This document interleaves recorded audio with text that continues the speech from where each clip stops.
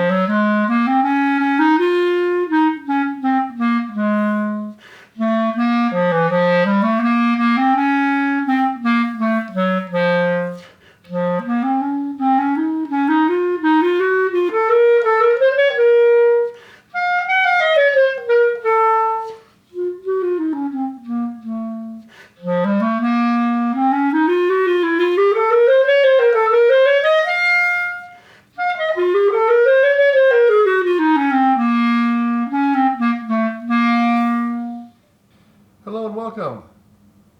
If you haven't been here before, my name is Jay. We're doing Woodwood Ninja. Today, the topic is Melodious and Progressive Studies for Clarinet, etude number 14. We are in C minor. C minor means we have 3 flats. That is what's called the relative minor to E flat major, which also has 3 flats. Let's just review again. These flats always come in the same order. B flat, E flat, A flat. The tonic in C minor is C. So our scale is going to start on C. Our scale today that we're going to practice before we play this is C below the staff is where we're going to start. We're going to go all the way up to C above the staff. It's 2 octaves. We're going to go down to low G and back up to C. I want you to think of this with the key signature first. So the 6th and 7th steps are going to be raised up by a half step, which is going to cancel out when we are going up our A and B flat. Right, so we're going to have C. We're going to have C, D, E flat, F, G, A, natural, B natural, and C. Same thing in the next octave, C, D, E flat, F, G, A natural, B natural, C. And then on the way back down, we're going to use the key signature, B flat, A flat, G, F, E flat, D, C, B flat, A flat, G, F, E flat, D, C, B flat, A flat, G, and then the way back up comes with our A natural and B natural to C. Let's do it. Here we go. 1, 2, 3, and...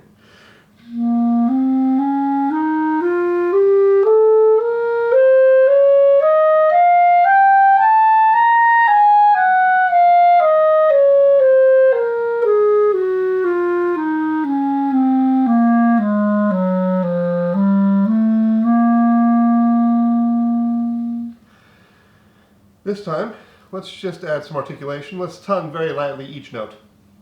We'll do it one more time. Here we go. C minor. 1, 2, 3.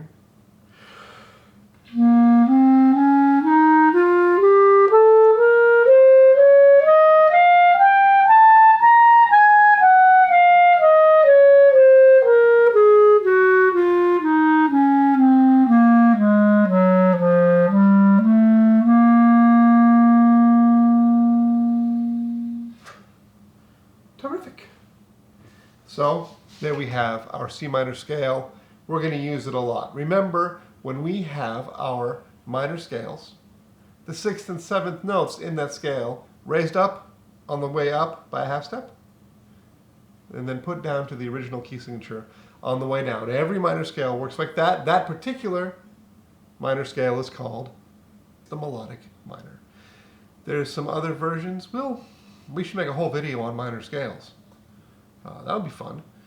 But let's just focus on that melodic minor for today. There are a couple instances of our harmonic minor. What that means is the sixth is the same. The sixth would be A flat, but the seventh, the B, would be a B natural. Let's not talk about it a whole bunch. It only happens, I think, one time in this etude, so we'll just practice that at the appropriate moment. Okay, so, terrific. Here we are. Our tempo. Instructions are andante con moto. Andante, a walking speed. Con moto, with motion. So this is not going to be, we can think of andante, a walking speed. Sometimes students tend to ask this question. Everybody walks at a different speed. What does that even mean? Well, sometimes they give us information to tell us how fast this person is walking. This particular one is walking with motion. This is more of a city walker, not a country walker. So we've got to keep this moving a little bit. It gives us a tempo instruction in terms of the number. At 76, I've got my metronome battery replaced, and let's listen to 76. There it is.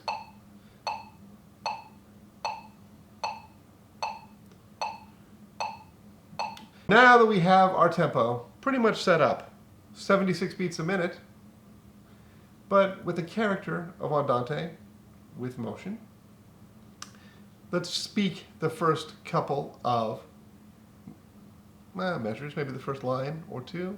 Right now, let's go ahead and speak this rhythm. Maybe you don't know what I mean when I say speak this rhythm. It goes like this. 1, 2, ready, count. 1, 2 E and a 3 E and a 4 E and a 1 E and a 2 E and a 3. Does that make sense? We are speaking the rhythm using either the number or 1 and 2 and, or 1 E and a 2 E and a. So 1 and 2 and 3 and 4 and would be eighth notes. Oftentimes we learn this in our music classes at school as tati, or there's some other ones, but tati I think is the most popular. So tati, tati, tati turns into 1 and 2 and 3 and 4 and that would be a regular eighth note, which we don't have a lot of, but let's take a look at them. That would be this kind of note. But that's not the kind of note we have primarily. We have these, what's called 16th notes. An eighth note has the one beam connecting the notes. The 16th notes have a double beam, and they go twice as fast. So we don't think 1 and 2 and. We put some extra syllables in there. 1 E and a, 2 E and a, 3 E and a, 4 E and a.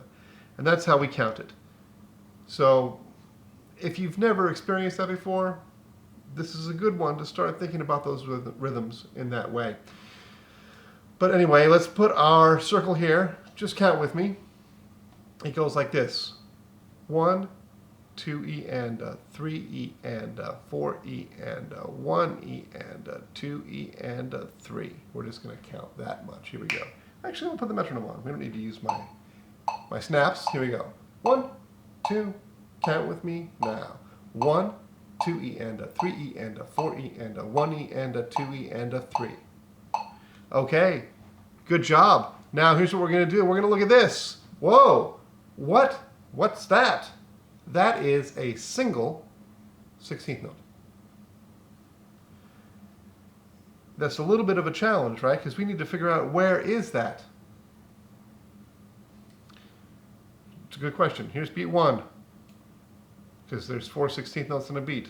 There's our 1 E and A. Here is our 2 E and A. Here's a quarter note that gets a beat by itself. And we've got this weird organization of rests, and that's what we're going to focus on now. This is beat 3. The next thing that happens must be beat 4. And here it is. beat 4.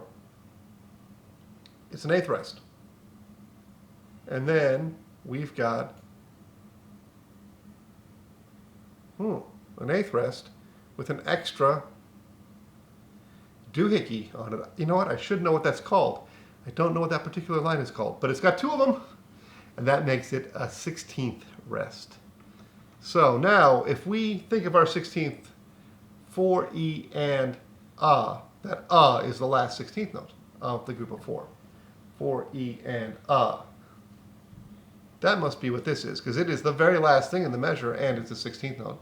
So it kind of has to be the syllable of beat 4. So this must be half a beat plus a quarter of a beat. That's 3/16 notes of beat 4.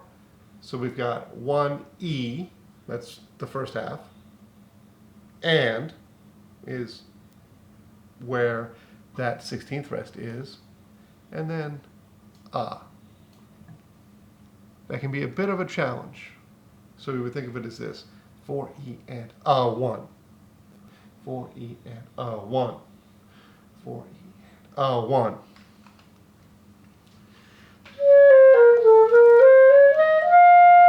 For E and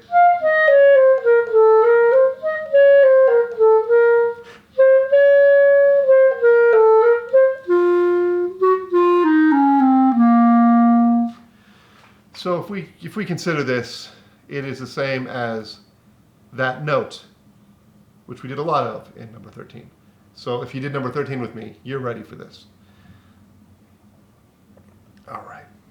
So let's keep on looking. We've got a lot of 16th notes that are the last 16th note of a beat. I mean, I'm just circling them all over the place here. Yeah, so there's a lot of them right there. And those are all actually on the of 4. 4 E and 4 E and It takes a little bit of practice to get really comfortable with that, and that is okay. I'm going to play all the way through these first 4 lines, and I want you to just hear 4 E and 4 E and 1, bump up, so you can hear how that subdivision of 16th notes keeps on going, even during the rests.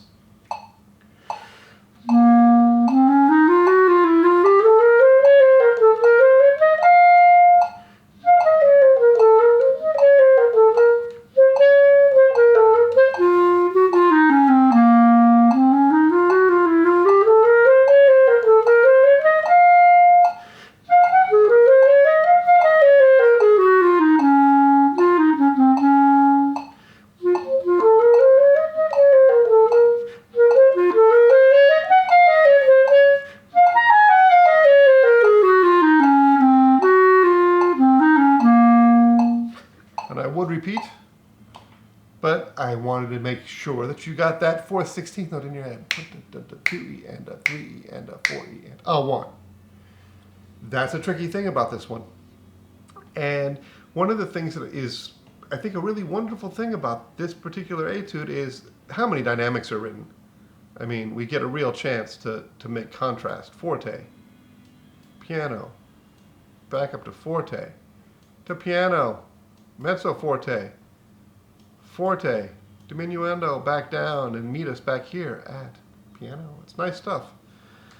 So don't miss the chance to do that. And we make our little repeat. That's all great. We are here. We don't have many accidentals outside of A naturals and B naturals. We got a couple F sharps in here. But so then let's move on to the second page. They've made a huge mistake. And when I say huge mistake, I kind of mean it. They forgot to put an A flat here. It's kind of a big deal. It's only a big deal for this one note, but man, that note sounds funny if you don't play an A flat. And why would you when the key signature is printed wrong? All right, so one more thing in this first and second ending, we've got this tied over the beat. And I want to give you a little thing you can do to practice that. Let's look here. Let's look at the first ending. Or you can look in the second ending. I won't know the difference, and neither will you. Okay, here we go. So I'm going to actually back up one measure before the first ending.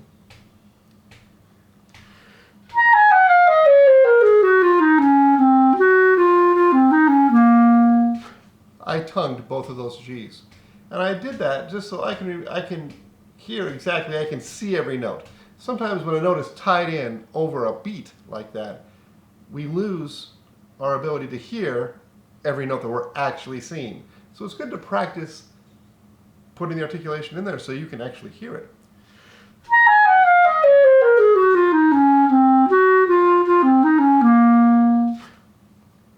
Then, when you feel solid, you feel comfortable, you've heard every beat there, you feel good about the subdivisions, put the tie back in.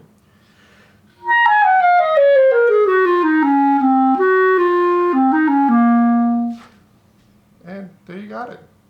So that's a good way to practice that thing. In this second page here, the second line, we have a little bit of a different character. We've got some accents here that we didn't see in the first half of this piece. Let's look starting here. And while we're here, we've got 3 16th notes and a 16th rest. So that's a group of 4 altogether. And that group of 4, it means that this is beat 4. And this is 4, E, and A. So we've got to be ready for E and A. 2, 3, 4, E and A. We're going to come in on the E this time. 1, 2, 3, E and A, 4, E. And that takes a little bit of practice. And that's why it's also really important to have that in the right rhythm, so that way you are counting solidly before the new challenging part arrives. So I'm going to start right there in the second ending. Check it out. 1, 2, 3, and... But you know what? I'm going to put the subdivisions in.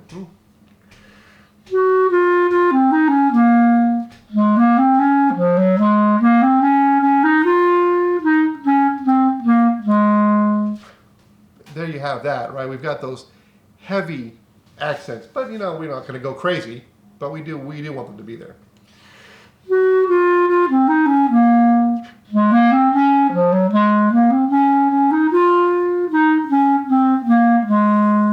I put more of them in there that time. Okay, and then we're going to go on. Let's go on, but keep an eye on this.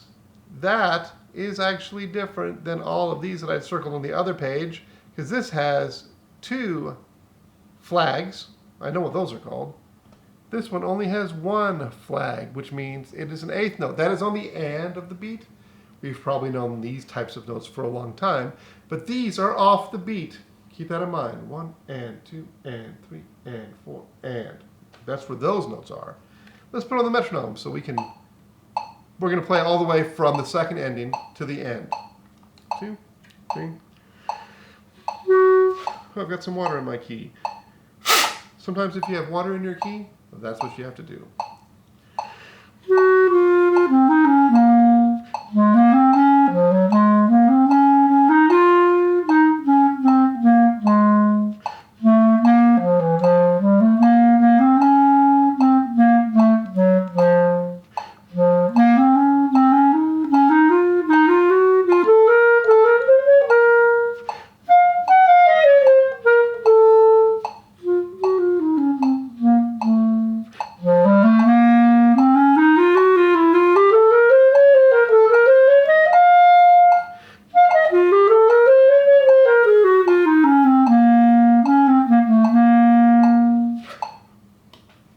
I probably over-accented during that. Apologies, but I wanted to make sure you heard it. Good, so you heard the difference between this and that. Like so, we've got eighth notes with one flag, those first three, and then we go back to our friend, the 16th note, on the of beat 4. Really make those differences. Those differences count. The last thing I wanted to point out, this section and this section are kind of related, right? Because we are using the same shape melodically and the same shape rhythmically. E and O1. E and O1. And they both have fortes. So those are really, I think, important moments to play with that dynamic exactly right so people can hear the organization of this etude, and you can hear the organization of this etude.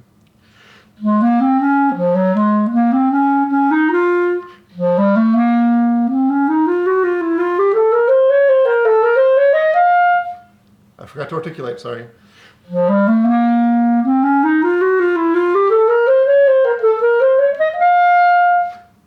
And the last thing we got, that's really bad English. The last thing we have is this ritardando, which is hard because we don't have a lot of time to do it. I would actually sneak it in a little bit earlier.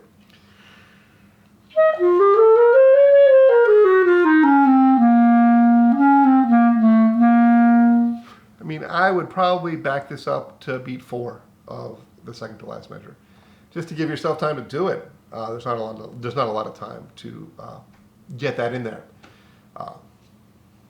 So there's that. All right, we nailed this one. We got it done. I think it was fun. I think it was relatively easy. It's really all about getting that rhythm in there. Make the dynamic changes, put the articulations in, and we have mastered C minor. Come back soon. We're doing B flat major. Right around the corner. Hey, like, subscribe. Smash the like button even. Okay, and maybe hit the bell so that you know when etude number 15 is coming your way. All right, thanks for being here at Woodwind Ninja. We'll see you next time.